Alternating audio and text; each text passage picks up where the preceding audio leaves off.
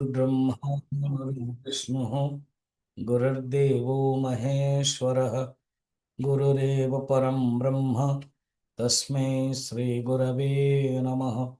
समस्तजनकल्याणे निरतं करुणामयं नमामि चिन्मयं देवं सद्गुरुं ब्रह्मविद्वरं सद्गुरुं ब्रह्मविद्वरम्।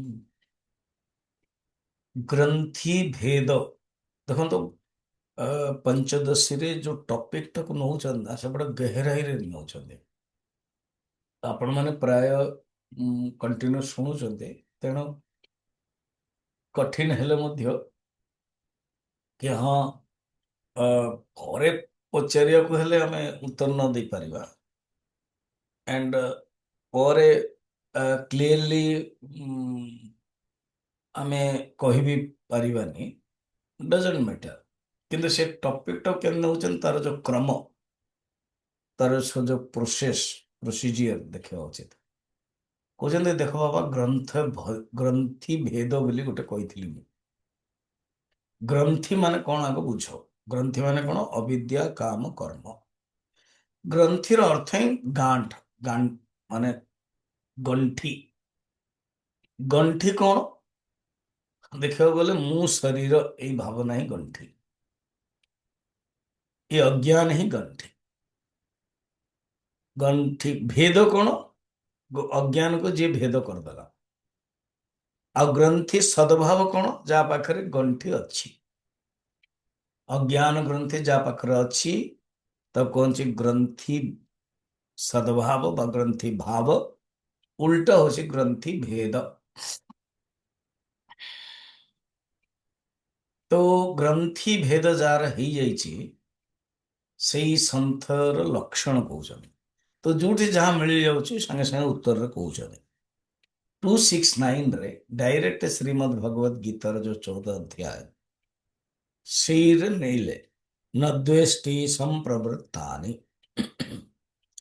अर्थात से जो प्रवृत्ति होचन ना तांकर द्वेष होनी जदि किछि प्रवृत्ति रे दुख भी मिलुछि सुख भी मिलुछि किछि द्वेष करन्छ और जो निवृत्ति भी होचन ना आसक्ति रहुनी निवृत्ति पाई मध्य इच्छा भी रहुनी न द्वेष्टि संप्रवृत्तानि न निवृत्तानि कांक्षति उदासीनवत आसीन उदासीन भले से रोचन्ते इति ग्रंथि ग्रंथि भी ग्रंथिभिद भिद चते अर्थात ग्रंथि या ही ग्रंथि भेदा उच्यते ग्रंथि भेद ग्रंथ नष्ट आणले कोटु गीता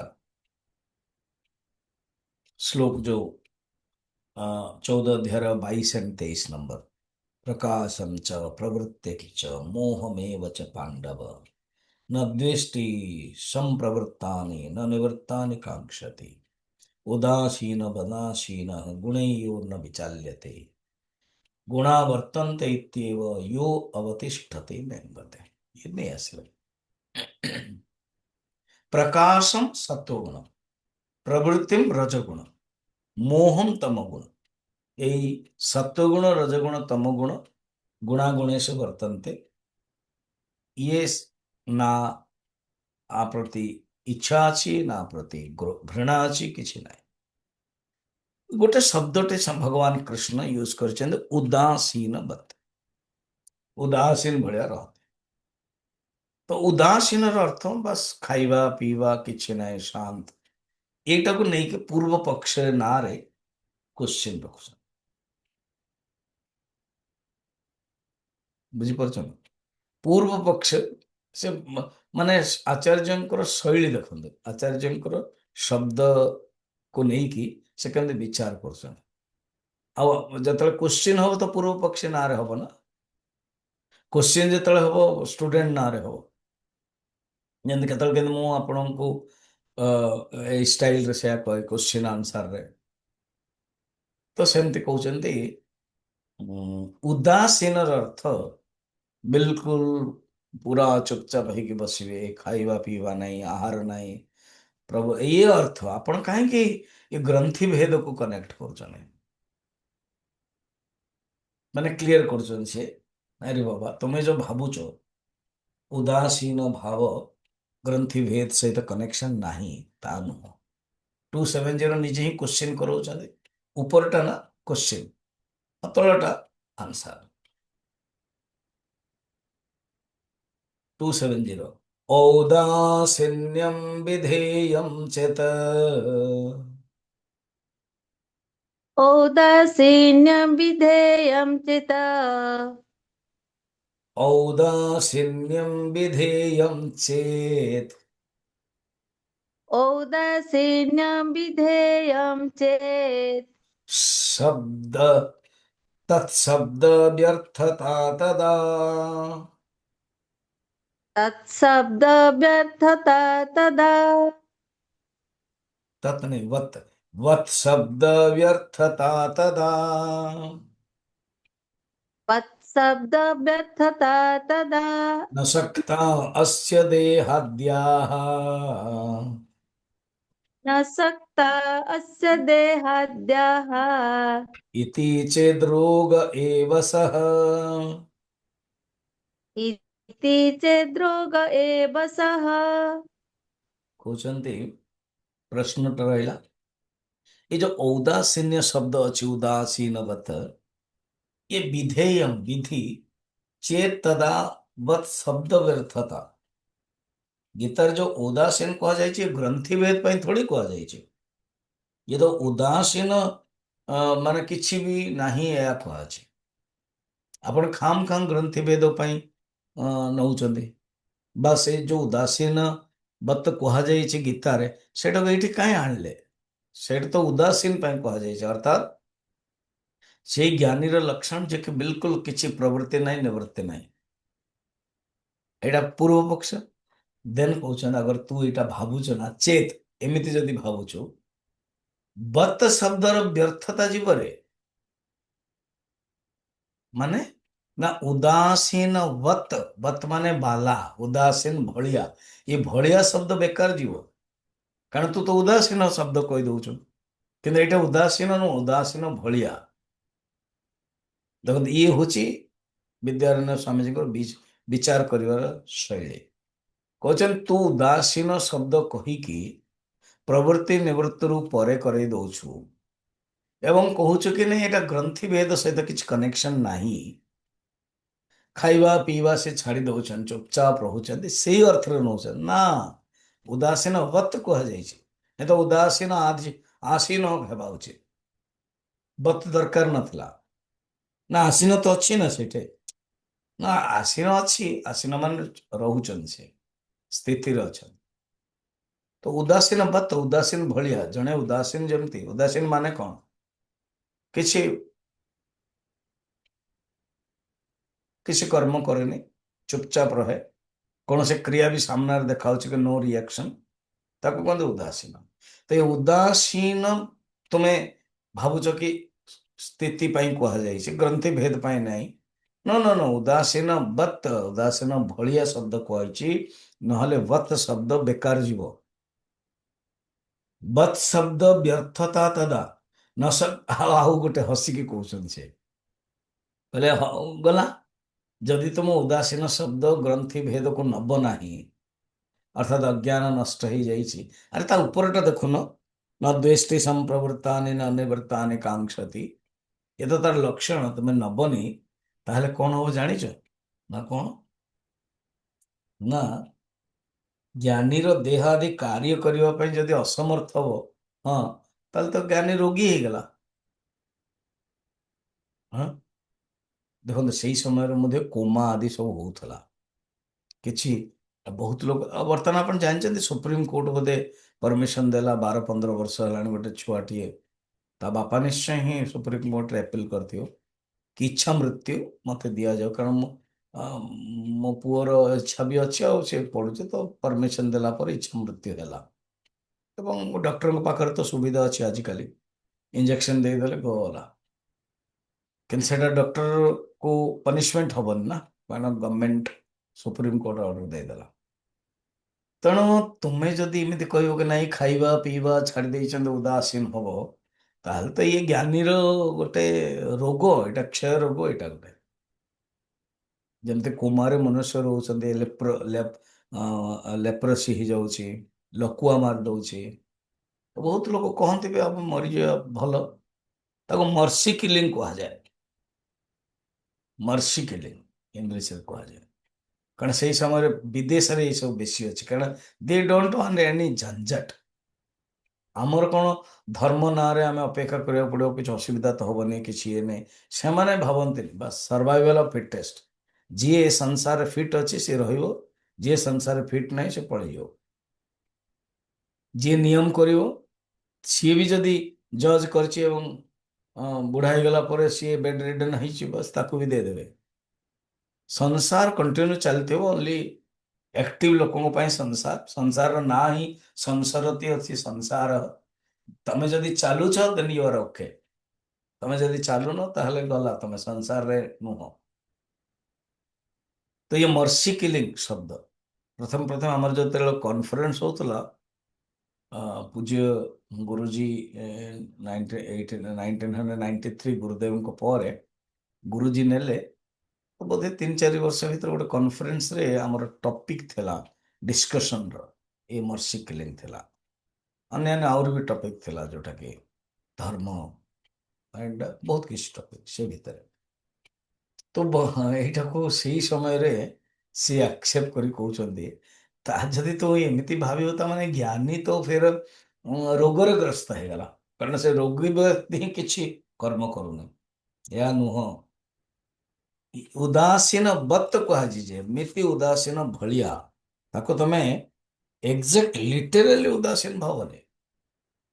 ବହୁତ ଲୋକ ନା ଏଟାକୁ ରଙ୍ଗ ପିକ୍ ଆଣ୍ଡ ଚୁଜ୍ କରନ୍ତି। ଯୋଉମାନେ ଟିକେ ଜ୍ଞାନ ଲେଖା ହେଇଛି ଦେଖ କିଛି କର୍ମ ନାହିଁ, ବାସ୍ ମୁଁ ତ ଜ୍ଞାନୀ ନା, ମୁଁ ଆଉ କିଛି କର୍ମ କରିବିନି। ଅହମ୍ ବ୍ରହ୍ମାସ୍ମି ହେଇଗଲେ, ମୁଁ ବର୍ତ୍ତମାନ ଆଉ କିଛି ନାହିଁ। ନାଇଁ ଆଜ୍ଞା, ମୋ ନାତିକୁ ବା ପୋତାକୁ ନେଇକି ତମକୁ ସ୍କୁଲ କିଏ ଯିବ? ଅହମ୍ ବ୍ରହ୍ମାସ୍ମି। ନାଇଁ ସବଜି ଆଣ, କିଏ ଯିବ? ଅହମ୍ ବ୍ରହ୍ମାସ୍ମି। ଗୋଟେ ରିଲରେ ଇଏ ନାହିଁ, ଗୋଟେ ପତିଦେବ ଥିଲେ, ବସିଥିଲେ, ପତ୍ନୀ ଆସିକି କହିଲା କି ମତେ 10,000 ଟଙ୍କା ଦେଲ କି ମୁଁ ଟିକେ ବିୟୁଟି ପାର୍ଲର ଯିବି, ଏମିତି କରିବି। ପତି ଟିକେ କଞ୍ଜୁସ୍। ଦେନ୍ ସିଏ କଣ କଲା, ଏମିତି ବାହାର କଲା, ହଉ 2,000 ଟଙ୍କା ମୋ ପାଖରେ 5ଟା ଅଛି ହେଲା। ତେଣୁ ମିଛଟା ଏମିତି ଏମିତି ଏମିତି ଏମିତି କରିକି ବନିଲା 5 ଥର। କହିଲା नहीं। पत्नी कहला अच्छा किसको तुम मूर्ख बनाते हो, ठीक ଅଛି। ଦେନ୍ କିଛି ତ ମିଳିନି, ପିଇଟି ପାର୍ଲର ଗଲାନି, ଯାହା କିଛି କଲା। ତାପରେ ଗୋଟେ ଥାଳିରେ ଆଣିଲା, ଯେମିତି ଟେବୁଲରେ ତାକୁ ଡାକିଲା, ଏ ତ ବେଡରେ ବସିଛି, ଏ ତ ଅଳସୁଆ ଲୋକଟା, ଦେଖୁଛି ଥାଳି ଆଣିଲା, ଆଉ ଯୋଉ ହଟ୍ କେସ୍ ନଥାଏ ସେଇଟା ଆଣିଲା, ଗ୍ଲାସ୍ ଆଣିଲା। ହଁ କଣ ନା ରୁଟି ଖାଅ, ହଁ, ସେଇଟା ବି ଦେଲା। କିଛି नहीं, ये भी मिर्च मिर्चिया देला, तरकारी देला। ये क्या बात है? तुमने जो 10,000 दिया था ना, उसी पैसे से तो मैं सब्जी लाया हूं, खाओ। है ना? ତ ଏଣୁ କହିବାର ବାହୁଲ୍ୟ ଏଇଠି, ଖାଲି ଅହମ୍ ବ୍ରହ୍ମାସ୍ମି କହିକି ନାଇଁ ମୁଁ କିଛି କରିବିନି, ହବନି, କରିବାକୁ ପଡିବ। ମିଛି ମିଛିକା ଚାଲେନି। ଆଚ୍ଛା ଦିଦି, ଅହମ୍ ବ୍ରହ୍ମାସ୍ମି ତମେ ଭାବୁଛ, ତାହେଲେ ତମେ ଶରୀରକୁ ପ୍ରବୃତ୍ତି କରାଇବା ଓ ନ କରିବା ପାଇଁ କାହିଁକି କର୍ତ୍ତୃତ୍ୱ ଭାବନା ଦଉଛ? ସେଥିପାଇଁ ତ ଭଗବାନ କହିଛନ୍ତି ମା କର୍ମ ସଙ୍ଗସ୍ତ୍ୱ କର୍ମଣି। ମୁଁ କିଛି କରିବିନି ତା ପ୍ରତି ବି ଆସକ୍ତି ହବନି। ଶରୀର ତମର ମାନେ ଘରର ମୁରବୀ ହିସାବରେ ତମକୁ କୁହାଗଲା ପରିବା ଆଣିବ, ଯିବ। ଆଉ ଅହମ୍ ବ୍ରହ୍ମାସ୍ମି କହିକି ବସିବ କେମିତି? ଏଇଟା ଏକ୍ଜାମ୍ପଲ ଦଉଛି। ଆପଣଙ୍କ ଜୀବନରେ ଯେକୌଣସି ଆସିବ ଦେଖିବେ, ଆପଣ ନିଜେ ନିଜେ ଭାବିବେ ଏଇଟା ଠିକ କି ଭୁଲ। ଆମେ ପିକ୍ ଆଣ୍ଡ ଚୁଜ୍ ନଉଛୁ, ତା ନାହିଁ। ଆପଣଙ୍କର କର୍ତ୍ତବ୍ୟ ଯେତିକି ଆପଣ କରିବେ। ତେଣୁ ଏଇଟା ମନେ ରଖିଥାନ୍ତୁ। ଏଇ ଟପିକଟାକୁ ସେ ନେଇଗଲେ, କହିଲେ ନାଇଁ, ମୁଖ୍ୟତଃ ଉଦାସୀନ ଶବ୍ଦ ରୋଗ ଦୃଷ୍ଟିରୁ କୁହାଯାଏନି, अर्थात चुपचाप बसिबो किछि करिवोनी ए टॉपिक टाକୁ ନେଇକି ସେ ଆगे 5-6ଟା ଶ୍ଲୋକକୁ ଯିବେ ଆଜିର ଟପିକ ସେ अच्छा ନା ହଁ ତ ଉଦାସୀନ ମାନେ ଅଶକ୍ତିକୃତ ମାନେ କିଛି ଶକ୍ତି ନାହିଁ ଏମିତି ତ ବୁଦ୍ଧି କୌଶଳର ଉପହାସ ମାତ୍ର ଏଟାକୁ ତମେ ଭାବିବନି ଯେ ପର୍ଯ୍ୟନ୍ତ ଶରୀର ଅଛି ଆଚ୍ଛା ଅହମ ବ୍ରହ୍ମାସ୍ମି କହିଲେ simple very very logic very ବ୍ୟବହାରିକ ପକ୍ଷ ଆପଣ ଯେତେବେଳେ ଅହମ ବ୍ରହ୍ମାସ୍ମି କହୁଛନ୍ତି ଯୋଉ ସମୟରେ ଅହମ ବ୍ରହ୍ମାସ୍ମି କହୁଛନ୍ତି ସେତେବେଳେ ଶରୀରଟା ରହୁଛି କି ନାହିଁ ଶରୀର ତ ରହିବ ଅହମ ବ୍ରହ୍ମାସ୍ମି ଶରୀର ଥିଲେ ହିଁ ଜଣେ ମନୁଷ୍ୟ କହିପାରିବ ଆଚ୍ଛା ମୁଁ ଗୋଟେ ଏକ୍ଜାମ୍ପଲ ଦଉଛି ପ୍ରେସର କୁକରରେ ଆପଣ କଣ କରିଛନ୍ତି ଯେକୌଣସି ଆପଣ ଏକ୍ଜାମ୍ପଲ ଦଉଛି ଗୋଟେ ମକା ଏ ଯୋଉ କର୍ନ ନାହିଁ ସୁଇଟ୍ କର୍ନ ସେଇଟାକୁ ଆପଣ ପକାଇଛନ୍ତି ଏବଂ ସିଏ ତ ଏମିତି ବି କୋମଳ ଥାଏ ତ ଗୋଟେ ହୁଇସିଲରେ ହେଇଯିବ ତେଣୁ କୁହାଗଲା କି ଯେମିତି ବେଶୀ ହୁଇସିଲ ଦବନି ଆଚ୍ଛା ଯେତେବେଳେ ସେ ହୁଇସିଲରେ ଗ୍ୟାସ୍ ଯାକ ଭର୍ତ୍ତି ଅଛି ଖୋଲିଲା ମାତ୍ରେ ସେ ଯୋଉ ହୁଇସିଲ କରୁଛନ୍ତି ବା ଏଇଟା ଖୋଲିଲା ମାନେ ସେ ଗ୍ୟାସଟା ବାହାରି ଆସିଲା କଣ ଏମିତି କି ଅହମ ବ୍ରହ୍ମାସ୍ମି କହିଲେ ଶରୀରଟା ଯୋଉ ସ୍ଥୂଳ ଅଛି ଗ୍ୟାସ୍ ହେଇଯିବ ଅଦୃଶ୍ୟ ହେଇଯିବ ଉଭେଇଯିବ ବା ସେଣ୍ଟରେ ପରଫ୍ୟୁମରେ ଭିତରେ ଅଛି ତାକୁ ଏମିତି ଗଲା ପରେ ଗ୍ୟାସ୍ ହେଇଯିବ ମୁଁ ଗ୍ୟାସ୍ ପାଇଁ ଏକ୍ଜାମ୍ପଲ ଦଉଛି ଅଦୃଶ୍ୟ ପାଇଁ କଣ ଏମିତି କି ଅହମ ବ୍ରହ୍ମାସ୍ମିରେ ଶରୀରଟା ଅଦୃଶ୍ୟ ହେଇଯାଉଛି ଯଦି ଅହମ ବ୍ରହ୍ମାସ୍ମି କହିଲେ ଅଦୃଶ୍ୟ ହେଇଯାନ୍ତା ତାହେଲେ ତ କେହି ହେଲେ ଲେଖି ପାରିନଥାନ୍ତେ ଶାସ୍ତ୍ର କାରଣ ଶରୀର ଥିଲେ ହିଁ ଲେଖି ହବ ତ ଶରୀର ଅଛି ନା ହଁ ଶରୀର ଅଛି ମାନେ ପ୍ରାରବ୍ଧ ଯୋଗୁ ଶରୀର ଅଛି ଆଣିବେ ଏତେ 3.5 ଅକ୍ଷର ବାଲା ଆଣିବେ ତ ଶରୀରଟା ଥାଉ ତାର ଚାଲୁ ବିବେକ ଚୂଡ଼ାମଣିରେ ଲାଷ୍ଟ ଆଡକୁ ମନେ ଅଛି ନା ଗଛର ପତ୍ର ଯେମିତି ପଡୁଛି ତାକୁ ଗଛ ସହିତ କିଛି ସମ୍ବନ୍ଧ ନାହିଁ ସେମିତି ଜୀବନ ମୁକ୍ତ ଜ୍ଞାନୀର ଶରୀର ପଡୁ ବା ରହୁ ତା ସହିତ କିଛି ସମ୍ବନ୍ଧ ନାହିଁ ତାର ଅର୍ଥ ନୁହେଁ କି ସେ କର୍ମ କରିବନି ଭୋକ ଲାଗିଲେ ସେ ଖାଇବ ଶୋଷ ଲାଗିଲେ ପାଣି ପିଇବ ନିଦ ଲାଗିଲେ ସେ ଶୋଇବ ଗାଧୋଇବା ପାଇଁ ଇଚ୍ଛା ହବ ସେ ଗାଧୋଇବ ଶରୀର ଯେତିକି କର୍ତ୍ତବ୍ୟ ସେ କରିବ ତେଣୁ ତୁମେ ଯଦି ଭାବିବାକୁ ମାନେ ରୋଗ ଯେମିତି ପୁରା କିଛି କରେଇଦିଏନି ଅନ୍ୟମାନେ କରନ୍ତି ସେମିତି ତତ୍ଵଜ୍ଞାନୀ ଦେଖନ୍ତୁ ଜଣେ ଗୁରୁଙ୍କ ପ୍ରତି ସସମ୍ମାନ କରିବା ଶିଷ୍ୟର କର୍ତ୍ତବ୍ୟ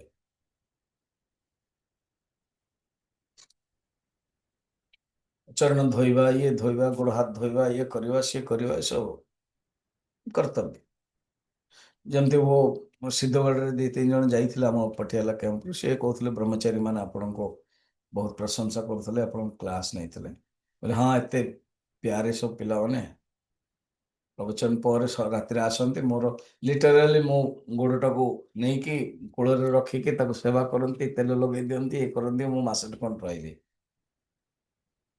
ତେଣୁ ଗୁରୁଙ୍କୁ ଗୋଟେ କିନ୍ତୁ ଗୁରୁ ଯଦି ଅଳସୁଆ ହେଇଯିବେ ତ ବड़ा ମୁସ୍କିଲ ତ ଯେମିତି ବୈଷ୍ଣବ ଅନ୍ୟାନ୍ୟ ଇଏରେ ବା ଥାଳିରେ ଯୋଉ ଥାଳିରେ ଖାଇଲେ ସେ ଥାଳିରେ ହିଁ ହାତ ଧୋଇବା ପାଇଁ କହନ୍ତି ସେଇଟା ଉଚିତ ନୁହଁ ବହୁତ ଜଣ କରନ୍ତି ବୋଧେ କିଛି ଜିନିଷ କରେଇବ କିଛି ଜିନିଷ ନ କରେଇବେ ନାଇଁ ତ ପୁରା ରୋଗ ହିଁ ଲକ୍ଷଣ ହେଇଯିବ ଜ୍ଞାନୀର ଏ କଥାଟାକୁ ଟିକେ ହିଣ୍ଟିଂ କରୁছে ଟଣ୍ଟିଂ କହନ୍ତିନି ଟଣ୍ଟ କରିକି କହୁଛନ୍ତି 271ରେ अन्यथा अचिंतकानां किम दुष्शक्यम इति निरूपणम नचेत ज्ञानी माने कौन शक्तिहीन ये अर्थ है जो तु तत्वबोधम क्षयम व्याधिम तत्त्वबोधं क्षयं व्याधिं मन्यन्ते ये महाधियः मन्यन्ते ये महाधियः येषां प्रज्ञाते विशदा तेषां प्रज्ञाति विशदा विशद कहीं दीर्घ कहीं कलो तेषां प्रज्ञाति विशदा तेषां प्रज्ञाति विसदा फिर भी दीर्घ ही जाଉଛି किन्तेषां दुःशकं वद किं तेषां दुःसकं वद। पूरा टंटिंग शब्द का अरे पगले तू बहुत महादियो बहुत बुद्धिमान तो चारवाक सांख्य आदि ମାନଙ୍କୁ ସବୁ କହୁଛନ୍ତି ଯିଏ ଭାବୁଛନ୍ତି ଜ୍ଞାନୀ ହେଇଗଲା ମାନେ ଚୁପଚାପ ବସିବେ କିଛି କର୍ମ କରିବେନି ସେଇ ଯଦି ବିଚାର ଇଭେନ ବହୁତ ଗୃହସ୍ଥଙ୍କର ଭିତରେ ବି ଆଚ୍ଛା ମତେ ଲାଗୁଛି ସେଇ ସମୟରେ ବି ଏମିତି ସବୁ ଥିଲା ଏମିତି ସନ୍ନ୍ୟାସୀ ପରମହଂସ ବୈରାଗୀ ଜଡ ଏ ନାଁରେ ଏ ସବୁ କରୁଥିଲେ ସେଥିପାଇଁ ଏଇଟା ଆକ୍ଷେପ କରୁଛନ୍ତି ये महाधिय है ये जो महान बुद्धि है महामूर्ख महाज्ञानी लोग तत्वबोधम तत्वर बोध को क्षय व्याधि मन्यन्ते ये शैली ଦେଖନ୍ତୁ ଭାଷାର ଶୈଳୀ ପୁରା ପ୍योर ସାତ୍विକ ଆଜିକାଲି ଏ ରାଜନୀତିରେ ନା ଭାଷା ବହୁତ ପ୍ରୟୋଗ ଖରାପ ହଉଛି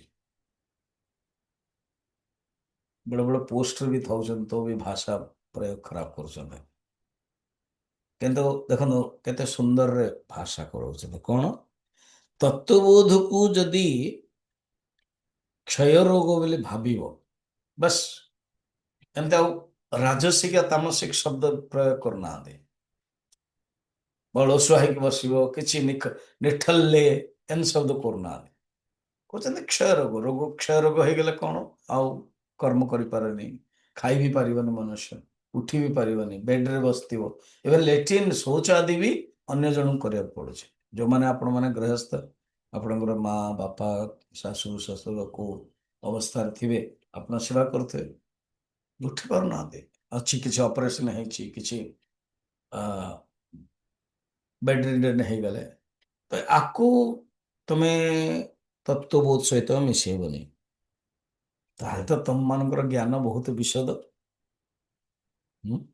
ଯେମିତି ତ ତାହେଲେ उनके लिए क्या दुस्साध्य है किम किम तेषां दुःशकम वद फिर भाव ତମେ ଏଇଟାକୁ ଯଦି ତମେ ଭାବିବ କିମ୍ ଅକାର୍ଯ୍ୟମ୍ କଦର୍ୟାଣମ୍ ଏ ଗୋଟେ ନ୍ୟାୟ ଅଛି ମହାବୁଦ୍ଧି ଲୋକ ତତ୍ଵଜ୍ଞାନ କୁ ଲୋକ ଭାବୁଛନ୍ତି ତାହେଲେ ତାଙ୍କ ପାଇଁ ଆଉ କଣ ରୋକ ସକତା କିଏ ଆଉ କହିପାରିବେ କାହାକୁ ଭାବିବନି ନାଇଁ ନାଇଁ ନାଇଁ ଆମେ ପୁରାଣରେ ଭାବୁଛୁ କଣ ପୁରାଣରେ ଭାବୁଛ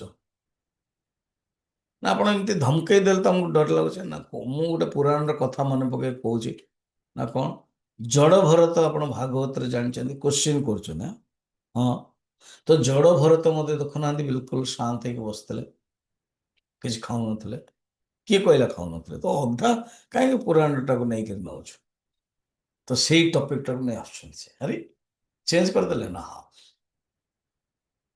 ଚେଞ୍ଜ କରିନାହାନ୍ତି ଏକ୍ସାମ୍ପଲ ନେଇକି ଆଣୁଛନ୍ତି ସେ ଯଦି ତମେ ଜଡ ଭରତଙ୍କର ନାଁ ନବ ଦେଖ ବିଲକୁଲ ଖାଉନାହାନ୍ତି ବା ଅବଧୂତ ମଧ୍ୟ ଦତ୍ତାତ୍ରେୟ ଅବଧୂତ ବସିଛନ୍ତି ବା ଜୈନ ଧର୍ମର ଯୋଉ ପ୍ରଥମ ମହାବୀର ଆଚାର୍ଯ୍ୟ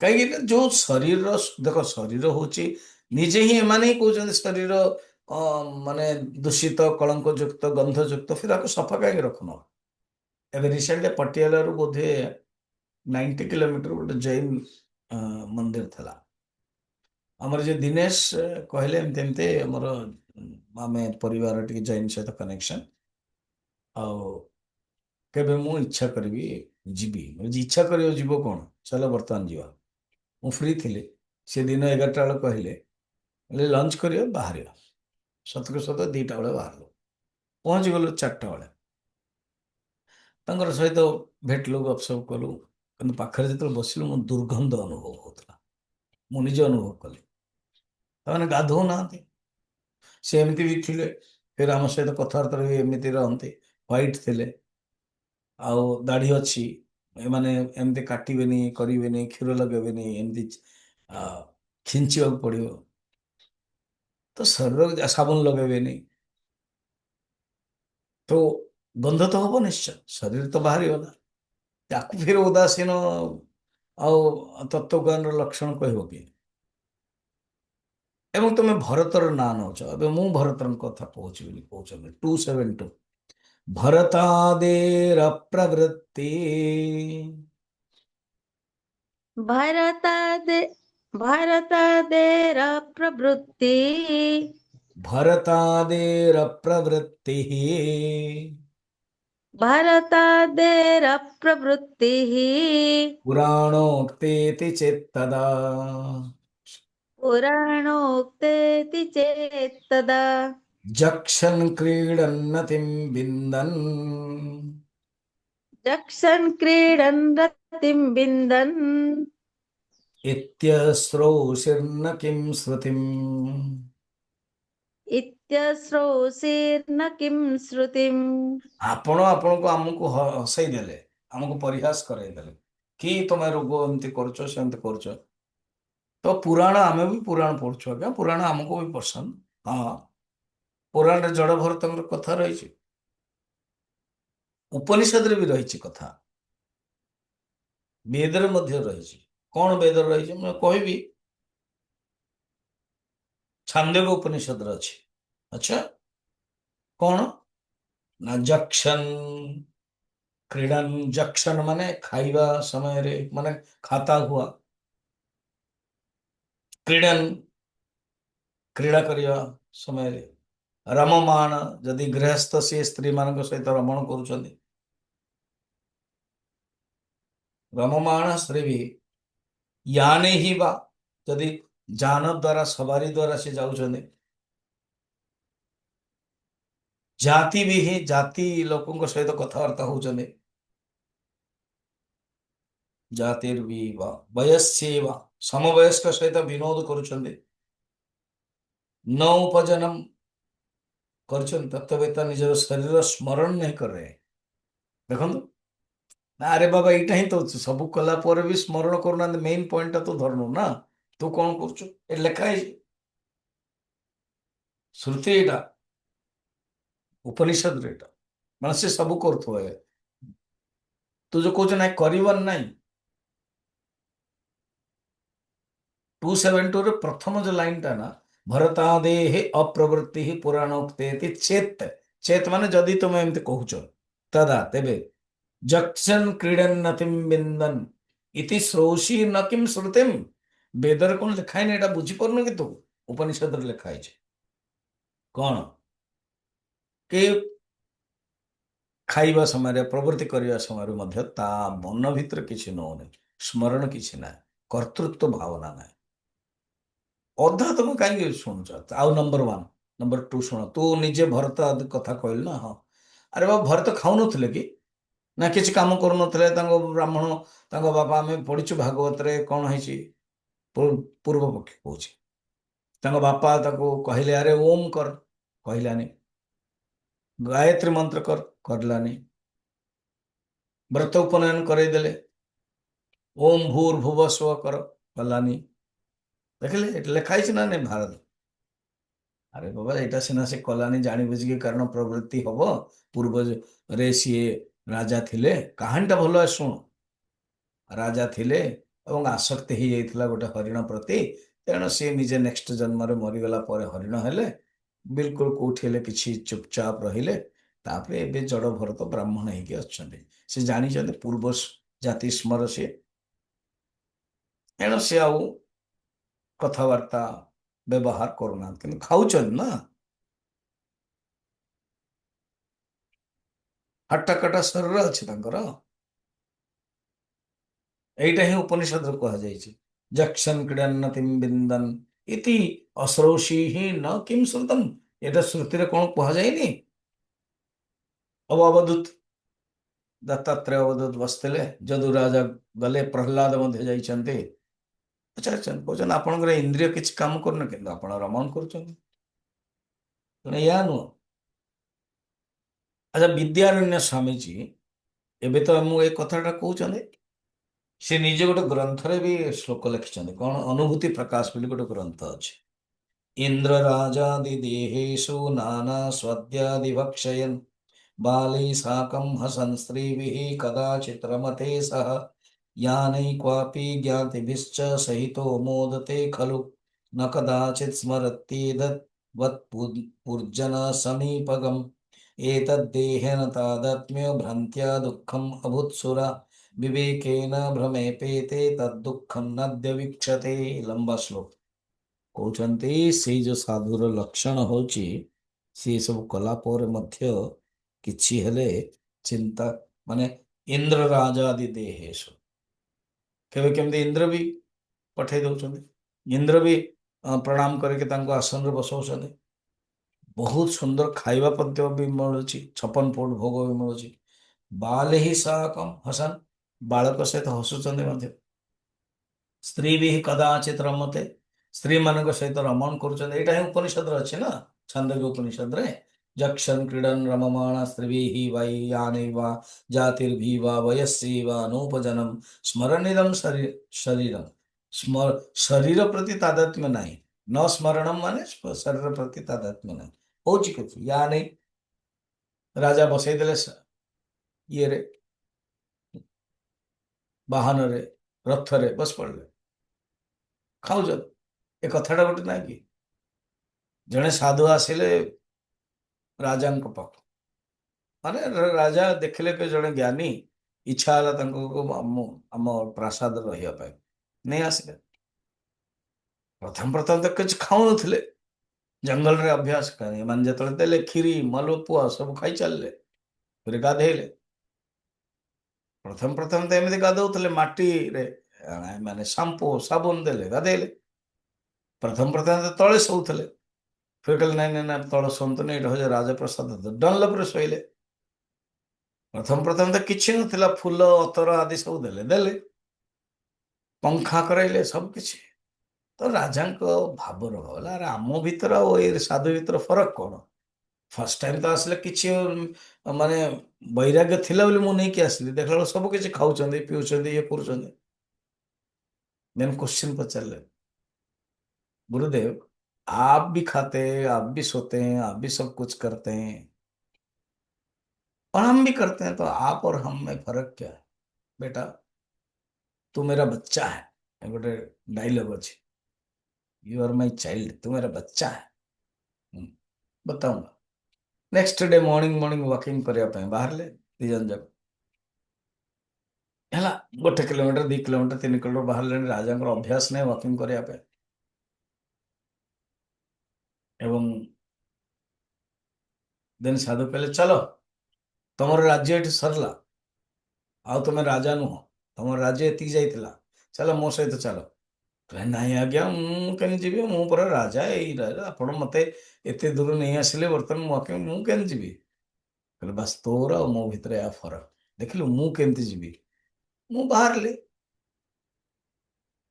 ଆରେ ବାବା ତୁ ଦଉଥିଲୁ ବୋଲି ମୁଁ ନଉଥିଲି ତୁ ସ୍ନେହର ଶ୍ରଦ୍ଧାରେ ଦଉଥିଲୁ ମତେ ବୋଧେ ମୋର ପ୍ରାରବ୍ଧ ଭଲ ବୋଲି ମତେ ମିଳୁଛି ବୋଲି ମୁଁ ଆକ୍ସେପ୍ଟ କଲି why I will deny आगतम स्वागतम कुरियात गच्छन्तम न निवारयेत ମୋର ଡିଟାଚମେଣ୍ଟ ଅଛି ଅସଙ୍ଗ ତେଣୁ ଭରତ ଆଦି ଯୋଉ ଯାହା କହୁଛ ତମେ ୟା ନୁହଁ ସେମାନେ ଖାଉଥିଲେ ଭାଗବତରେ ହିଁ ବର୍ଣ୍ଣନା ଅଛି ବସିଥିଲେ ସେ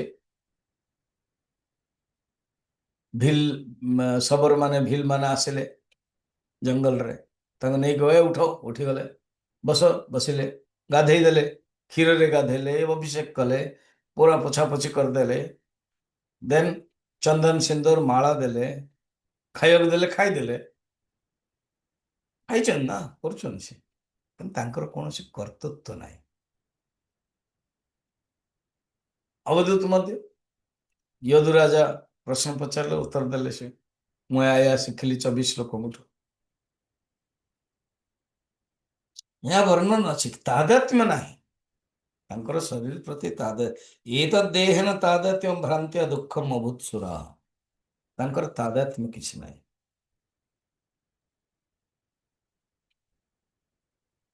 ତତ୍ତ୍ୱବୋଧେ ସ୍ୱଦେହେନ ତାଦାତ୍ମ୍ୟ ନ ସ୍ମରତି असौ ତତ୍ତ୍ୱବୋଧରେ ଜ୍ଞାନରେ तादात्म्य देह प्रति नहीं तेन दुखे विनष्टे अथ सुखमेव सदेक्षते तादात्म्य जगु दुख हुए तादात्म्य नहीं तो दुख नहीं बस सुखम अक्षय अश्नुते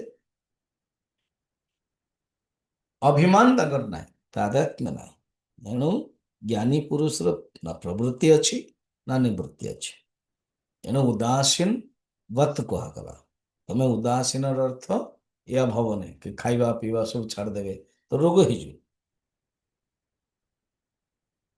ତମମାନେ ଠିକରେ ପୁରାଣର ଏକ୍ଜାମ୍ପଲ ଦଉଛ ତମେ ବୁଝିପାରୁନ ଆକୁ ଆଉଥରେ ବୁଝାଉଛନ୍ତି ହଁ ସେଇ ଜଡ଼ ଭରତର ଯୋଉଟା କହୁଛନ୍ତି 273 नैहाहारादि संत्यज्य न न ह्याहारादि संत्यज्य भरताद्य स्थिता क्वचित् भरतद्या स्थिता क्वचित् काष्ठपाषाणवत् किन्तु काष्ठपाषाणवत् किन्तु संगभीता उदासते संगभीता उदासते। अरे बाबा ଯେମିତି ଗୋଟେ କାଠଟି ପଡିଛି ଲଗ୍ ଲଗ୍ କହନ୍ତି ଏଲଓଜି ଲଗ୍ ଗୋଟେ ହଉଛି ଉଡ୍ ଆଉ ଗୋଟେ ହଉଛି ଲଗ୍ ଇଂଲିଶରେ ଜାଣିଥିବ ଉଡ୍ କାଠ ଆଉ ଗୋଟେ ପୁରା କାଠ ମୁଣ୍ଡାଟେ ବଡଟେ ଗଣ୍ଡିଟେ ଅଛି ଲଗ୍ ସେମିତି ନୁହଁ ଇଏ ପଥରଟି ପଡିଛି ସେମିତି ନୁହଁ ବସିଛନ୍ତି ସେ ଏଣୁ କାଠ ବା ଲକଡି ଭଳିଆ ନ ହିଁ ଆହାର ଆଦି ନାଇଁ ଆହାର ଆଦି ଛାଡ଼ି ଦେଇକରି ଭରତାଦ୍ୟ ସ୍ଥିତା କ୍ୱଚିତେ କାଷ୍ଠ ପାଷାଣବତ୍ କାଷ୍ଠ ଏଣ୍ଡ ପାଷାଣ ଶ୍ଲୋକରେ ଅଛି ଯଦି ବି ସେମାନେ ବସିଛନ୍ତି ସଙ୍ଗ ଭିତା କାରଣ ଆସକ୍ତି ହେଇଯିବ ବୋଲି ସେ ଧ୍ୟାନ ଦଉନାହାନ୍ତି ଭରତଙ୍କ ଜୀବନରେ ଏହା ହିଁ ହେଇଛି ଫାଷ୍ଟ ଜନ୍ମରେ ସେ ଆସକ୍ତି ହେଇଗଲେ ସେ ନିଜେ ଜାଣୁଛନ୍ତି ମୁଁ ଆସକ୍ତି ହେଇଗଲାଣି ହରିଣ ପ୍ରତି ଆରେ ଯୋଉ ମୁଁ ଏତେ ବଡ ବିରାଟ ଚକ୍ରବର୍ତ୍ତୀ ସମ୍ରାଟ ଥିଲି ଭାରତର ଅଜନାବ ବର୍ଷର ମୋ ଭାଇ ମୋ ଅଣ୍ଡରରେ ଥିଲେ ସାରା ଭାରତ ବର୍ଷ ଇଏ ଥିଲେ ଏ ଯୋଉ ଆଫଗାନିସ୍ତାନ ଇଏ ସିଏ ଗାନ୍ଧାର ଯୋଉ ଝଗଡା ଚାଲିଛି ପାକିସ୍ତାନ ତ ଏବେ ହେଲା ସବୁ ଭାରତ ଥିଲା ଆଜ୍ଞା ଦୁର୍ଭାଗ୍ୟ ଭାରତର ପ୍ରାରବ୍ଧ ଏବଂ ଜାତି ଧର୍ମ ଯୋଗୁଁ ସବୁ କଟି କଟି ଗଲା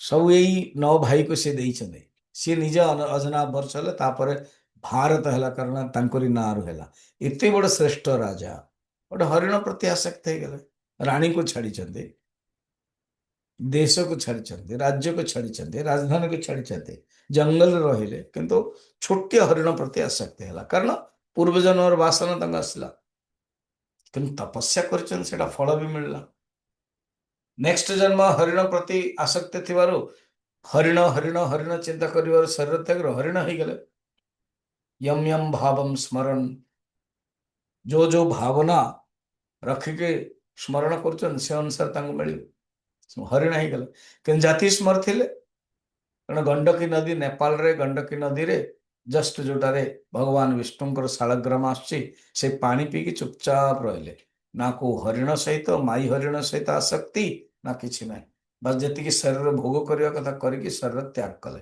ବର୍ତ୍ତମାନ ଆସୁଛନ୍ତି ଜଡ ଭରତ ହେଇକି ଆଙ୍ଗିରସ ବ୍ରାହ୍ମଣଙ୍କର 2ଟା ପତ୍ନୀ ଥିଲେ ଗୋଟେ ପତ୍ନୀରୁ 10ଟା ପୁତ୍ର ସେକେଣ୍ଡ ପତ୍ନୀର ଗୋଟେ ଝିଅ ଗୋଟେ ପୁଅ ସେ ଯୋଉ ପୁଅଟି ହିଁ ଜଡ ଭରତ ହେଇଛନ୍ତି ଏବଂ ବାପା ମରିଗଲେ ମା ମରିଗଲେ ଏମାନେ ପିଲାମାନେ ଆକୁ ହଇରାଣ କଲେ ବାହାରକୁ ଆସିଲେ ବସିଛନ୍ତି ତେଣୁ ଏହା ନୁହଁ କି ଖାଉନଥିଲେ ସେ ଖାଉଥିଲେ ତମେ ତାକୁ ଅଧା ଭାବନି ଏନେ କି ନାଇଁ ଖାଇବା ପିଇବା ଛାଡି ଦେଇଥିଲେ ପଥର ଭଳିଆ ବସିଥିଲେ ଏହା ନୁହଁ ତାହେଲେ ତ ପଥର ସହିତ ସମାନ ହେବେ ଆଉ ଯଦି ଉଦାସୀନ ହେଇକି ରହୁଛନ୍ତି କଥାବାର୍ତ୍ତା କରୁନଥିଲେ କାରଣ ଅନ୍ୟସର କିଛି ଦରକାର ନାହିଁ ସିଏ ଯଦି କର୍ମ ନ କରିବ କଣ ସଂସାରଟା ବନ୍ଦ ହେଇଯିବ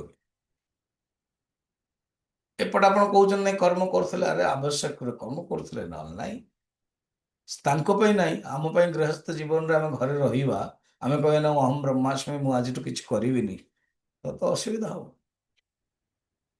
ତମେ ଯଦି ଅହମ୍ ବ୍ରହ୍ମାସ୍ମି ଆଜିଠୁ କିଛି କରିବନି ଦେନ୍ ପତ୍ନୀ ଆସିବ କହିବ ଖାଇବାକୁ ଦିଅ ନାଇଁ ତମେ ତ କରିବନି କହିବ ବ୍ରହ୍ମ ତ ଖାଇବୁ କାରଣ ଆଉ ବ୍ରହ୍ମ ପାଇଁ ଆବଶ୍ୟକ ନାହିଁ ସିଏ ବି ସେମିତି ଦେଇଦେବେ ଶରୀର ଅଛି ରୋଲ କର ଆଉ ଯଦି ତମେ ଯୋଉ ଭରତ ଆଦି ସବୁ ଦେଖୁଛ ଭରତ ଏବଂ ଅବଧୂତ ଇଏ କେବଳ ସଙ୍ଗ ଦୋଷ ପାଇଁ ଅଲଗା ରହୁଥିଲେ। ତାଙ୍କର ଏମିତି କୌଣସି ଆସକ୍ତି ନଥିଲା। न हि आहारादि भारत्यादि आहारादि संत्यज्य काष्ठपाषाणवत् क्वचित् स्थिताः न କିନ୍ତୁ ସଙ୍ଗ ଭୀତା ଉଦାସତେ। ସଙ୍ଗ ଦୋଷ ଯୋଗୁ, ସଙ୍ଗର ଭୟରେ, ସଙ୍ଗର ଯୋଗୁ ଉଦାସୀନ ରହୁଥିଲେ। ଏଣୁ ତମେ କଣ କର, ଯୋଉଠି ବି ରହୁଛ ତମର ପ୍ରାରବ୍ଧ ଯୋଗୁ ତମେ ରହିବ। ସଙ୍ଗରତୋ ବା ସଙ୍ଗ ବିହୀନ, ଯୋଗରତୋ ବା ରୋଗ ବିହୀନ। ରାଜା ହଉ କି ରଙ୍କ ହଉ, ତମର ପ୍ରାରବ୍ଧ, ପୂର୍ବଜନ୍ମ ପ୍ରାରବ୍ଧ ତମକୁ ରଖେଇବ। 1986 ସେପ୍ଟେମ୍ବର ମୋ କୋର୍ସ ସରିଲା, ମୁଁ ପୋଷ୍ଟିଂ ହେଲି।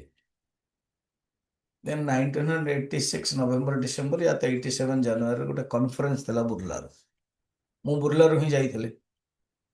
ତ ମୁଁ ଫାର୍ଷ୍ଟ ବ୍ରହ୍ମଚାରୀ ଅଛି ଶଙ୍କରାଚାର୍ଯ୍ୟ ପୁରୀର ସେଇ ସମୟରେ ଥିଲେ, ସେ ଆସିଥିଲେ। ସେ ଯାଉ ମତେ ମଧ୍ୟ କୁହାଗଲା ତମେ 5 ମିନିଟ୍ କହିବ, ମୁଁ କହିଲି। ତେଣୁ ସ୍ୱାମୀ ମନୋହର ଦାସ ରାଜସ୍ଥାନ ପୁଷ୍କରରୁ ଆସିଥିଲେ। ତ ମୁଁ ତାଙ୍କର ଶୁଣିଲି ପ୍ରବଚନ, ମତେ ଭଲ ଲାଗିଲା। ଗରମ ଦିନର ଛୁଟି ଥିଲା, ମୁଁ ସ୍କୁଲର ଦାୟିତ୍ୱରେ ଥିଲେ, ମୁଁ ପଳେଇଗଲି। ସିଏ ଆମ ଗୁରୁଦେବଙ୍କ ବିଷୟରେ ଜାଣିଛନ୍ତି। ତାଙ୍କର ଦିଟା ଶିଷ୍ୟ ମାତ୍ର ଥିଲେ, ଦିଟା ଯାକ ମୂର୍ଖ, ପଢିବାର ଇଣ୍ଟରେଷ୍ଟ ନଥିଲା, କିନ୍ତୁ 2 ଜଣ ଯାକ ସନ୍ନ୍ୟାସ ଦେଇଛନ୍ତି। ଆଉ ଭଲ ବେଦାନ୍ତି, ପୁରା ଜ୍ଞାନୀ, ସଲିଡ ଜ୍ଞାନୀ। तो सी कहते मोर मन अच्छे कि तेरा जो गुरुदेव ना, तेरा गुरुजी का प्रारब्ध तगड़ा है।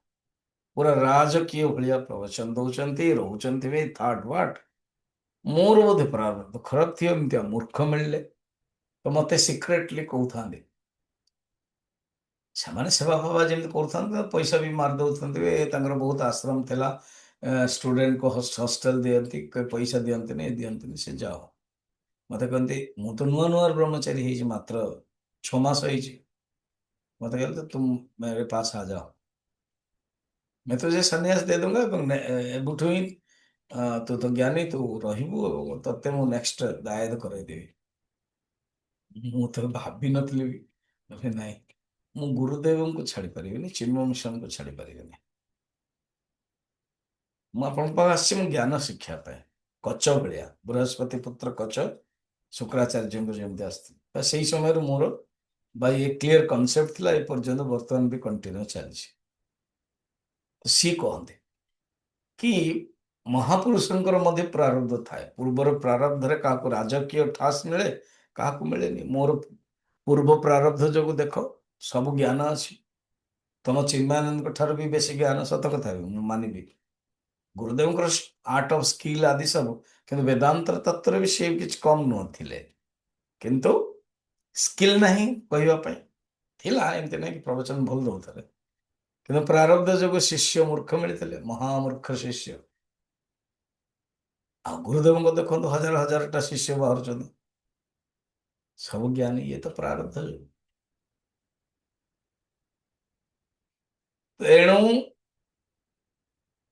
निज निजर प्रारब्ध भाव, जदि भल मिलूँ खराब मिलूँ, साधक हिसाब से, मुमुक्षु हिसाब से, जिज्ञासु हिसाब से डिटाचमेंट रही, निसंग रही कथाटा कहते 274।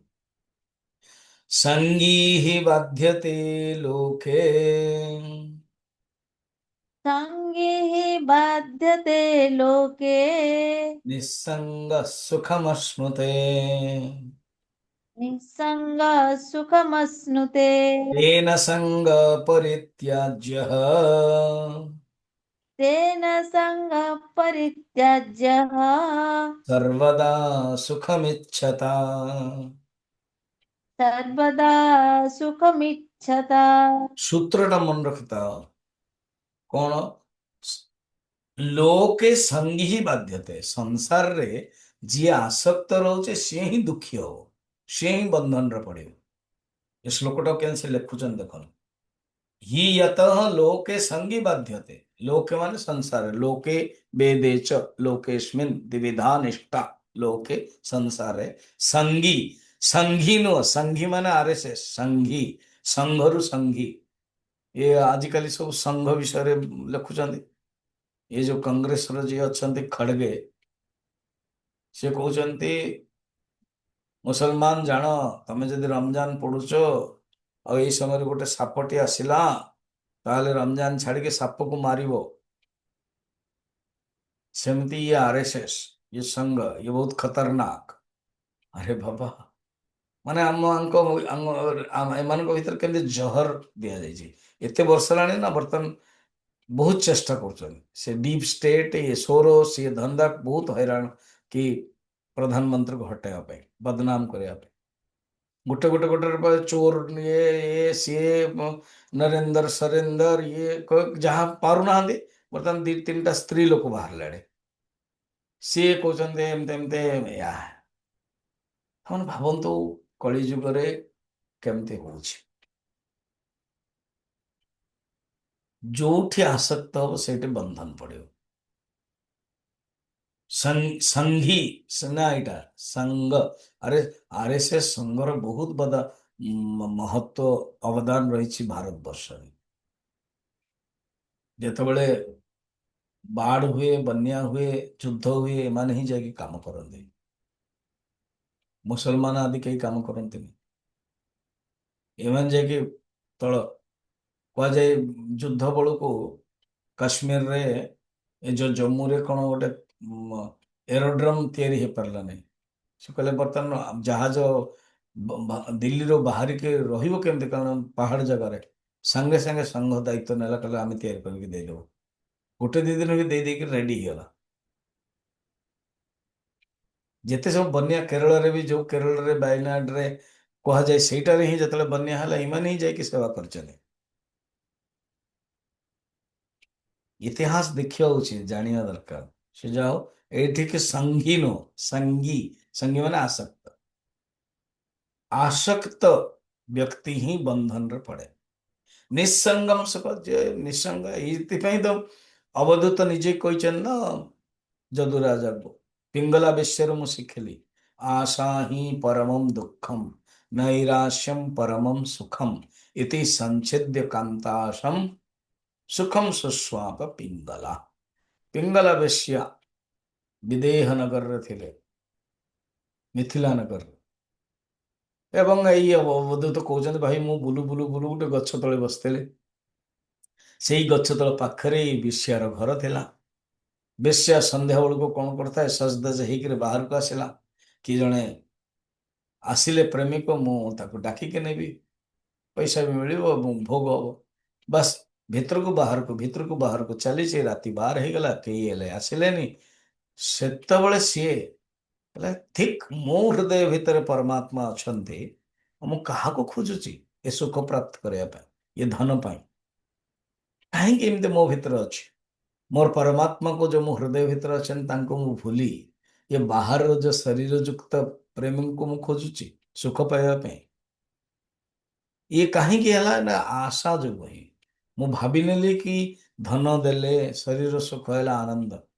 ଆଶା ହିଁ ପରମం ଦୁଃଖମ, ଆଶା ହିଁ ଦୁଃଖ। ନୈରାଶ୍ୟମ, ଯୋଉଠି ଆଶା ନାହିଁ ସେ ସୁଖ। ଇତି ସଂଚ୍ଛେଦ୍ୟ କାନ୍ତାଶମ, କାନ୍ତାଶମ ପତି ମାନେ ଯୋଉ ଭୋଗ କରିବେ, ତାର ଆଶାକୁ ତ୍ୟାଗ କରିକି ସୁଖମ ସୁସ୍ୱାପ ପିଙ୍ଗଲା। ଏଇଠି କହୁଛନ୍ତି ସଂଗୀ ହି ବାଧ୍ୟତେ ଲୋକେ ନିସଙ୍ଗମ ସୁଖମ ଅଶ୍ନୁତେ, ତେନ ସଙ୍ଗ ପରିତ୍ୟଜ୍ୟ, ଏଣୁ ସଙ୍ଗକୁ ତ୍ୟାଗ କର ଯଦି ତୁମେ ସୁଖକୁ ପ୍ରାପ୍ତ କରିବା ପାଇଁ ଚାହୁଁଛ। ये मेन पॉइंट जो तुम्हें उदासीन को नहीं कि भरत आदि एग्जांपल दौच, ସେଇଠି ନିଃସଙ୍ଗ ପାଇଁ, ଆସକ୍ତିରେ ନ ପଡିବା ପାଇଁ ଉଦାସୀନ ଭଳିଆ ରହୁଛନ୍ତି। ବର୍ତ୍ତମାନ ପ୍ରତିଜ୍ଞା କରାଉଛନ୍ତି, ଶୁଣ, ମୂଳ ବ୍ୟକ୍ତି ମହାମୂର୍ଖ ଶାସ୍ତ୍ରକୁ ଠିକରେ ଜାଣି ପାରୁନାହାନ୍ତି, ବିପରୀତ ବିପରୀତ ଅର୍ଥ ନଉଛନ୍ତି। ଏଣୁ ତ ଯୋଉମାନେ ଇଏ ସବୁ ମୂର୍ଖ ଭଳିଆ ତାଙ୍କର ତର୍କ କରୁଛନ୍ତି, ତାଙ୍କୁ ଚିନ୍ତା କରନି। ସାଧକକୁ ମଧ୍ୟ ହଇରାଣ କରିବା ପାଇଁ ଚାହିଁବେ, ସାଧକକୁ ମଧ୍ୟ ଦିଗ୍ଭ୍ରାନ୍ତ କରାଇବେ, ଭୁଆଁ ବୁଲେଇବେ, କହନ୍ତିନି, ଏ କଥାଟାକୁ ନଉଛନ୍ତି 275। ଅଜ୍ଞାତ୍ୱା ଶାସ୍ତ୍ର ହୃଦୟମ୍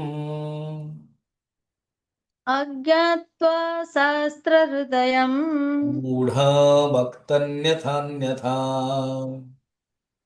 मूढो भक्त्यन्यथान्यथा मूर्खाणाम निर्णयस्त्वास्ताम मूर्खाणां निर्णयस्त्वस्ताम् अस्मत् सिद्धांत उच्यते। अस्मत्सिद्धान्त उच्यते। मूढ़ शास्त्र हृदय अज्ञाता, जो मूढ़ व्यक्ति है ना, शास्त्र सारांश को ठीक रे जाने नहीं, अज्ञात्वा जाने नहीं, न जाने के, शास्त्र हृदय, शास्त्र हृदय, हृदय माने सारांश, हृदयटा मेन ना एसेंस सारांश। तो शास्त्र जो सारांश, कौन शास्त्र सारांश देखिए बोले अहम ब्रह्मास्मि, तो अहम ब्रह्मास्मि को ठीक रे जाने नहीं मूढ़ व्यक्ति, अन्यथा अन्यथा अन्य याडू सियाडू सियाडू याडू सब मिसेकी कहीदिए, ठीक रे बुझीपारेनि एवं कहीदिए। मूर्खाणाम निर्णय तो आस्ताम, मूर्ख मान निर्णय को तो छाड़, तमें एते चिंता करने, आस्था माने रही दियो, रहू। तो अस्मत् सिद्धांत उच्यते, आम मानकर सिद्धांत को चिंता करिया उचित। ସେଇଟା ବଢିଆ ସୁନ୍ଦର କହିଲେ। ବର୍ତ୍ତମାନ ଗୋଟେ ଶଙ୍କା ହବ, ସଙ୍ଗ ଶବ୍ଦରେ ତ ଦେହାଧ୍ୟାସରେ କୁହାଗଲା ନା, ଆଉ ଏଇଟା ହେଲା ମାନସିକ, ତ ମାନସିକ ଦୃଷ୍ଟିରୁ ଭୋଗ କଲେ କଣ ହାନି? ଯୋଗ ଅବଶ୍ୟ କହୁଛ ଅନ୍ତତ୍ୟାଗୀ ବହିଃସଙ୍ଗୀ ଲୋକେ ବିହର ରାଘବ, ହେ ରାଘବ ହେ ରାମ, ଭିତରୁ ମଧ୍ୟ ବିଷୟକୁ ତ୍ୟାଗ କରିବ, ବାହାରେ ମଧ୍ୟ ତ୍ୟାଗ କରିବ। କାରଣ ଯଦି ତମେ ଆଗରୁ ବି କହିଥିଲେ ମନେ ଅଛି, ଯଥେଷ୍ଟାଚରଣ ଯଦି ନିନ୍ଦା କରିଥିଲେ, ପ୍ରଥମେ ଦ୍ୱୈତ ବିବେକ ପ୍ରକରଣରେ 56, 57, 58, 59 ଶ୍ଲୋକରେ ଯୋଗ ବଶିଷ୍ଠର ଏକ୍ଜାମ୍ପଲ ନଉଛନ୍ତି। ବୁଦ୍ଧାଦ୍ୱୈତ ସ୍ୱତତ୍ୱସ୍ୟ ଯଥେଷ୍ଟାଚरणं यदि ଶୂନଂ ତତ୍ତ୍ୱଦୃଶଂ ଚୈବ କୋ ଭେଦ ଶୁଚିବକ୍ଷଣେ, ଏମିତି ଯଦି ତମେ ସମାନ କହିବ, ନାଇଁ ନାଇଁ ନାଇଁ କେବଳ ମନ ଭିତରେ ହିଁ ଆସକ୍ତି ହବ, ବାହାର କିଛି ଆବଶ୍ୟକତା ନାହିଁ, ତାହେଲେ ଯିଏ କୁକୁର ବି ଖାଉଛନ୍ତି ସୋପାକ ଆଉ ତମ ଜ୍ଞାନୀ ଭିତରେ କଣ ଫରକ? ଅଲରେଡି ଦ୍ୱୈତ ବିବେକ ପ୍ରକରଣରେ ବୁଝେଇଛନ୍ତି ବି 59, 56, 57 ଆଦି ଶ୍ଲୋକରେ ଦେଖିବେ ଏସବୁ ବର୍ତ୍ତମାନ ରହିଛି है ना। तो ସେଇଟାକୁ ନାହିଁ, ତୁମେ ଏସବୁକୁ ଅର୍ଥକୁ ନିଅନି, ବାହାରେ ମଧ୍ୟ ଦରକାର। ସେଥିପାଇଁ ଭରତ ଆଦି କଣ କଲେ, ଶାନ୍ତ ହେଇକି ରହିଲେ। ସେଥିପାଇଁ ଭରତ ଭାବିଲେ କି ନାଇଁ ଆମେ ଅସଙ୍ଗ ରହିବା। ତ ବେଦାନ୍ତ ସିଦ୍ଧାନ୍ତର ସ୍ୱରୂପ କଣ? ବେଦାନ୍ତ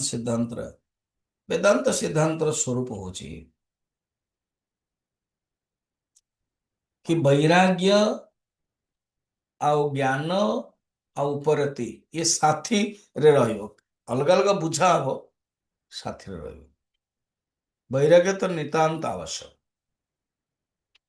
ଜ୍ଞାନଟା ହେଇକି ଯିବ, କିନ୍ତୁ ବୈରାଗ୍ୟ ମନରେ ହିଁ ରଖିବା, ବାହାରେ ନାହିଁ ରଖିବା। ନାଇଁ ନାଇଁ ଯାହା ବି ଖାଇଲେ ବି ଚଳିବ।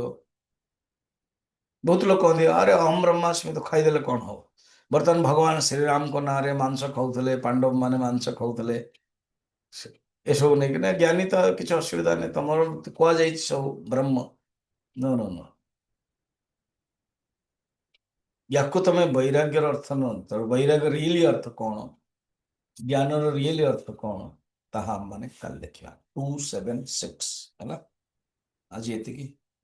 ओम पूर्णमदः पूर्णमिदं पूर्णात् पूर्णमुदच्यते पूर्णस्य पूर्णमादाय पूर्णमेवावशिष्यते। ओम